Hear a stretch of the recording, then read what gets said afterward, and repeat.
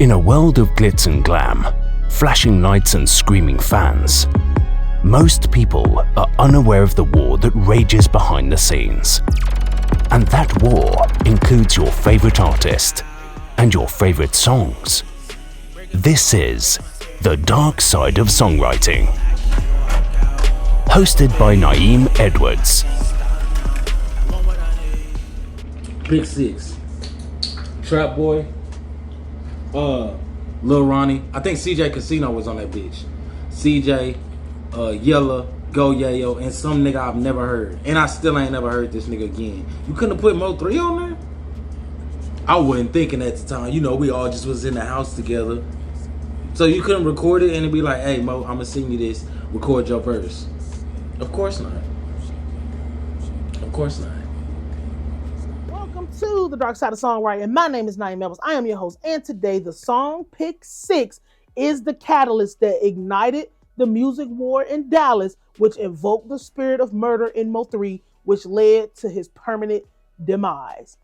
Everybody likes to think that their music scene is so unique. It's not. It's so special. It's not. We're so this, we're so that, we're all of the above. That's a Bow Wow lyric. You know, it's none of those things. All music scenes exist on a spectrum, and they all share similar elements, no matter what type of music you make either. It don't matter if you make street music, if you make gospel music, if you make R&B. It doesn't matter what you make. You exist on the spectrum. Now, this city might have something a little bit crazy going on. This city might have more famous people, but most music scenes are sharing similar, if not 100% the same elements.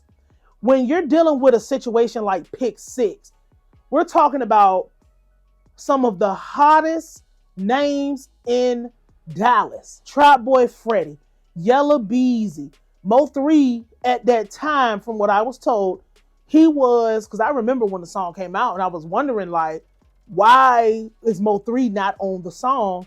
And like Theo explained, Trap and them said, oh, we were all just in here in the studio, you know, with them with Go Yayo and all of that. And this other dude, random dude that still nobody know who he is, we just did the song or whatever. But they said that Mo3 was the most bubbling. And this is before, you know, That's On Me. So Mo3 is the most bubbling at the time.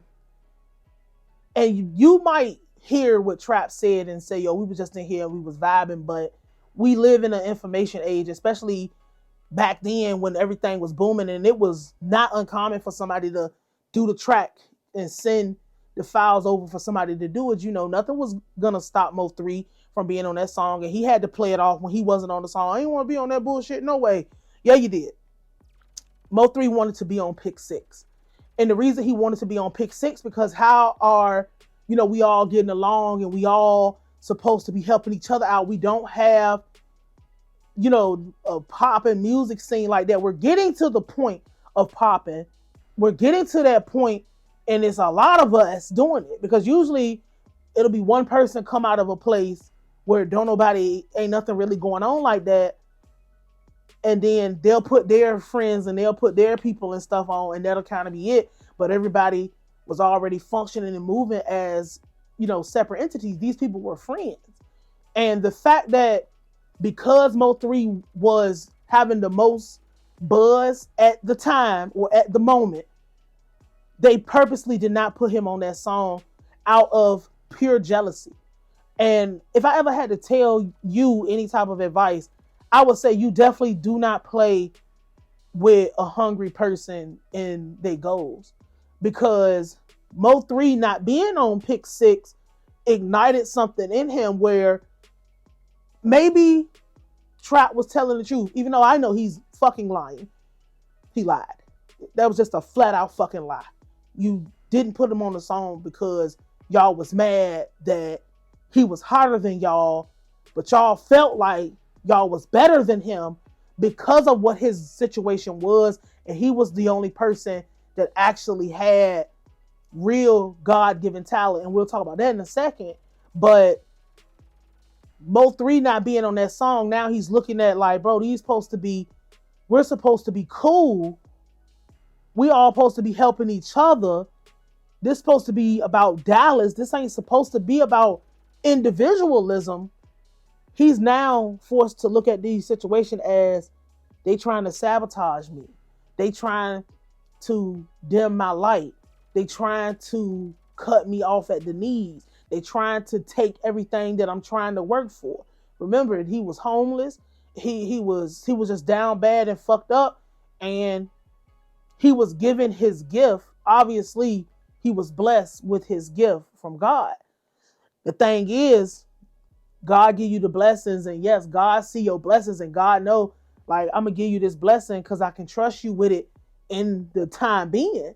But because now you're confused, because that's what the devil is. The devil comes in. You know, confusion is the greatest weapon that can ever be used against a person. Because when a person's confused, they don't know what to do. They don't pick. They don't pick a side. They don't pick a place where to go. They just kind of stand there until they got it figured out, or they just make no decision. So MO3 is confused. Why am I not on pick 6? We supposed to be, you know, coming up. Like, this is good. This is supposed to be good for us. His gift gets perverted. Meaning the devil saw that he had a blessing too. So you just working and you working and you working, and you're earning yours, and you earning your buzz, and you trying to get your stuff played in the club, and you trying to, you know, you going there. He always talked about how he only messed with like a couple strippers because those was the ones who was playing his music. But you can't get it off your mind that these were supposed to be my friends and they snaked me. Even though us on the outside, we're looking like, bro, it's just a fucking song. It's not just a fucking song when this is all you got. It's not just a fucking song when every fucking song you gotta put everything into it like it's your last, because you don't know where your next meal's coming from. You don't have nowhere to go. You don't have nowhere to live. You sleeping in your car. You washing your ass in the McDonald's sink. This is all you have. This is all you know. Especially if you fucked around and got a criminal record or something, so you can't go get a job or some shit like that. So he's confused and he's upset, and he doesn't know how to express that he's upset. So now it turns into like the situation with Tupac getting shot when he was going. He just saw Biggie and C's and now like, oh yeah, come on up, nigga. As soon as you go in the building, you get robbed, and the first person you see when you open your eyes after you done finished getting your ass whooped and shot up and robbed is the niggas that you just waved at. So now you're just fucking confused. You don't know if they did it. You don't know if they didn't do it. But you don't give a fuck because you're in a situation where you're confused. So trapping them being jealous of what he was just for him being him. Because it was only a matter of time if he was going to make it. The devil see Yella Beezy. Because now this becomes, for some reason, this becomes your biggest rival because Yella Beezy goes and fucked around and got a hit record. Whether you like the record or not is on you. I didn't like the song. It's just not a good song. I just didn't like it, but it's not about that. So this nigga done fucked around and got a hit record. And remember, I told y'all a long time ago, it ain't about who got the most talent. It ain't about who got the most money. It ain't about who got the most of anything. It's about who can get to that industry first. You've been singing for, you know, they say Yella been doing music. He was doing music for like a decade already. So he already had a history of doing music. He's just the one who just happened to pop first. And we can say, oh, MO3 was bigger than him in Dallas. He was bigger than him and more people liked him. That's nice. But MO3 never had a hit record. His first hit record was after he died. If you consider that a hit. Because I don't think it was a hit record. I think it was just a really popular record. If we go off what's a hit record and what's popularity. But MO3's already pissed off about pick 6. Time goes, everybody just falling out with each other, dissing each other. We're going back and forth, and then Beezy get a fucking hit. So now this sends this motherfucker into a spiral that he is not going to be able to pull himself out of. Only getting delivered would be able to deliver him from and relieve him from the anger, because it's just like, what the fuck, bro? This nigga can't rap. He don't have the image. He cosplaying what I really am. I gotta see this nigga. They bowing to him and screaming for him, nigga. That's supposed to be me. But that is what was going through his mind, bro. That's supposed to be me. And not only is that supposed to be me, which I don't agree with that, but like he is saying that Yella Beezy is cosplaying his life. You're lying about your name, you're lying about your image, you lying about what you do. And then not on top of you lying and you getting the praise and you getting the fame and you're a world renowned, or United States, but you're a national star now because you get to go over there with LaFace and you get to be with Chris Brown and all the Sierra and all the, singers and the dancers and stuff who got pretty decent images despite the bullshit, as far as music image goes. This nigga is like, I'm going to go as hard as I can because I know you a hoe. I'm going to go at you as hard as I can. Instead of Mo3 just taking his gift from God, because what Yella Beezy got was not a gift from God. Despite what you think a blessing looks like, when you get a blessing, when God give you something, it will not be any sorrow attached to it. So God gave Mo3 his gift, but Beezy got a gift from the devil. And now you're distracted from your God-given gift when Mo3 was supposed to just keep making music, bro. That's all he was supposed to do. Keep making your music, keep doing your tapes, keep doing your thing. Don't worry about him because it's fake. It's not real. It's not from God. It's not going to be nothing to come from it.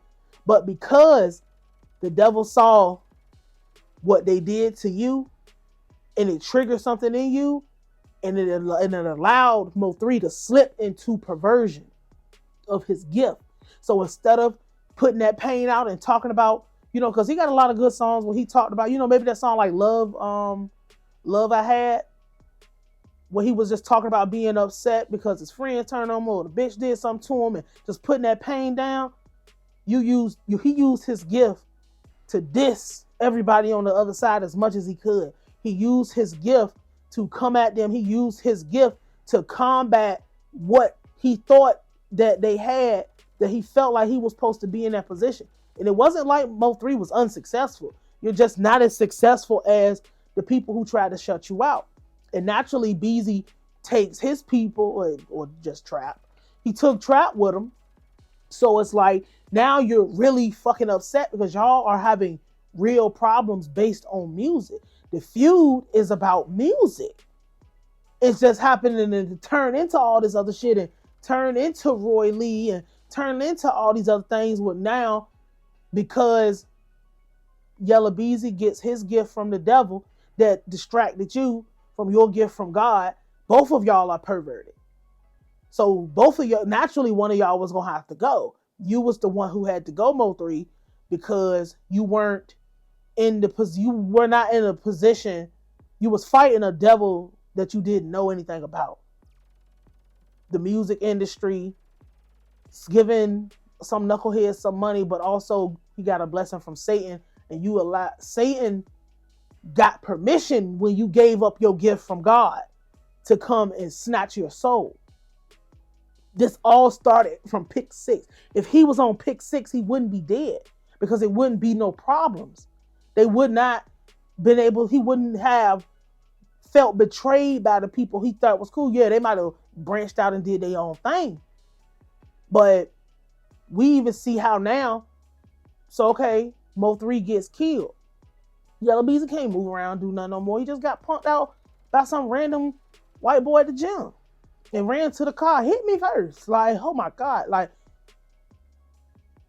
that's not a blessing. There's sorrow attached to that. If he would have just continued to just do his music, he wouldn't be in these situations. And that's how it is for a lot of folks. If they just continue to do their music and ignore the bullshit, ignore the controversy, ignore it, and people can say, oh, you can't. Mo3 couldn't. So mosquito in here. Mo3 couldn't ignore. Mo3 couldn't let it go and couldn't let it slide, bro. He had his blessing, and that murder spirit. I know what that murder spirit is like. I had it. I had this shit on me, bro. These niggas trying to take everything from me. These niggas humiliating me. These niggas trying to blackball me. These niggas taking food off the table. These niggas telling people I can't do nothing because it's just about who got there first. If I get there first, nigga, I can say, fuck that nigga. Don't nobody fuck with him. If you fuck with him, that's what Dirk do. If you fuck with them niggas, you can't come over here and fuck with me. Period. So when you hear that as MO3, you MO3, and you hear your rival, who out of pure jealousy over music, your rivals over there telling motherfuckers, don't fuck with you. You can't get no deal. You can't, nobody want to fuck with you. You too dangerous. You too this, because you're busy trying to prove to fake niggas what a real nigga is in a business of fake niggas. It was never gonna work. But you was so consumed by, you forgot all about how talented you was. You forgot all you had to do was keep going. You forgot about your blessing. You gave your blessing away to go play with a devil who will always win. You were counting your blessings in the midst of the devil, and the devil reminded you about everything that you did not have, which forced you to go into this overdrive type of state to try to prove that you were something that you're not. I.e., hey, I'm not no fake nigga. So you didn't even have no business mixing with, Yellow Beezy and all of them. Y'all just, in the beginning it was cool, but now they trying to take from me. Now they want to, this is literally all I have, bro. I'm going to die if this does not work. And that's when that murder spirit came. And that's when you get all these, he was the shooter himself, because he was, like he said in his song, I'm the truth, nigga. I've been broke my whole life. I'm doing my own stepping. He ain't paying for no hits. It's free when he pop out, so he ain't paying for shit. Those is his lyrics.